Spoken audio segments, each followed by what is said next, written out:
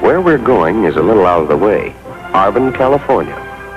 A typical western small town. Nice, normal bunch of folks. The city of Arvin is... Wait, where exactly is it again? Oh, it's right there.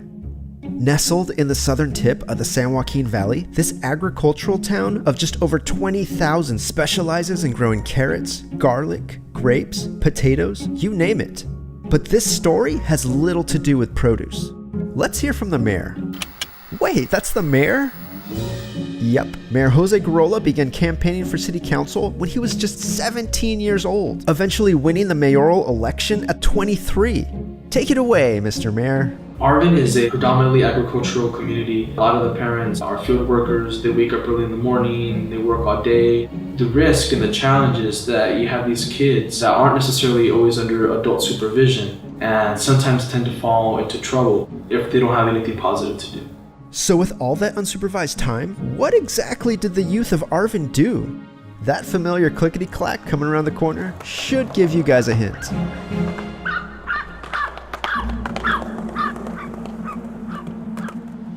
What I like about skateboarding is skating is something that helps me, just clears my mind. Keeps me away from the drama and problems in general. It keeps you out of trouble. Whenever you skate, you subconsciously create goals for yourself.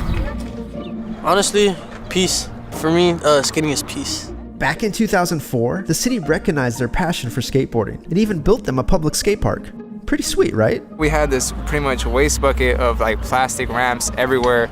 Oh, well, it still looks skatable. And it had all kinds of holes and nasty. It was rotten wood and stuff. Okay, maybe it's just that one ramp. Cracks with holes in some of the ramps. Alright, it was horrible. So horrible, in fact, that in 2013, the city started removing ramps because the park became a major health hazard, which became a major bummer. When they took those ramps away, me and my friends, we would go to the Arvin library and do all kinds of tricks. But then they would end up calling the cops and we would get kicked out. Some people would be like, you can't skate here. Yeah, we'll have to go somewhere else. Skating around Arvin, I hated it, to be honest, because I always got kicked out at every spot. And when they told me to go to the skate park and they knocked it down, it was kind of like, what are you trying to say? Like, go to a rundown dirt field now? Or now a basketball court? Nobody's using the skate park now. That's where this guy came in. When I showed up, there was a couple of kids sitting on the deck of the ramp. Came up to them and I said, "What's up with your skate park?" And they said, "Well, we talked to the city about getting it fixed," and they said no. And I said, "Well, that's not good enough, and so why don't we get you guys organized and see what we can do about making this really happen."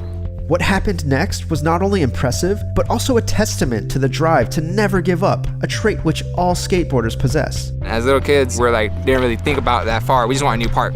Well, Tony Hawk Foundation, they just told us, you guys have to do your part. And like, they just told us to come on showing up to the meetings and like prove to them that you guys really want this. The fact that teenagers sat through 3 full council meetings back to back really demonstrated their need to the city officials. The newly gained connection with the Tony Hawk Foundation attracted a ton of local buzz, as well as support from a handful of other local nonprofits, ultimately leading to a partnership with the California Endowment. Tony Hawk Foundation was huge. I mean, first and foremost, the financial support they gave and the model that they had for where they put those dollars. I mean, they look for on-the-ground advocacy, and that's a fantastic model to implement. After years of meetings, fundraisers, and even more meetings, the new Arvin skate park was finally completed in the summer of 2017. We're here to celebrate today the work of a small group of young leaders. They took action, and we're here today celebrating a beautiful state-of-the-art skate park because of them. And this is what happens when we work together, we listen to our youth, and when we do what we can to improve the community. God bless. Thank you. We've been waiting for this for a long time, and it's like really amazing that we finally got it. 1, 2, 3. Action Park! We're very, very thankful to the Tony Hawk Foundation. It's just very amazing to finally see it finished and seeing all the young people coming out here to play. The skate park is pretty much a blessing for us, for all of us. So the youth finally got their skate park, and months after opening, it's no surprise that it's become a main attraction for the city. It feels amazing. You don't even have to call anyone to go out skate. Everyone's already here. We have visitors from Southern California, Northern California. This has become like the place to go as far as skate parks. It's everything I wanted. Now we have Bakersfield people coming over here. We have so many other people coming to this park. People will be like, we didn't even know this town existed. I remember there was one person who was like, we thought it was the name of a store. But like, no, it's a town. This is just one of the hundreds of communities the Tony Hawk Foundation has assisted in creating safe spaces for kids to play, socialize, and be active. And we'll continue to help the youth in other communities that come together, like Arvin's did, in order to help put their towns on the map.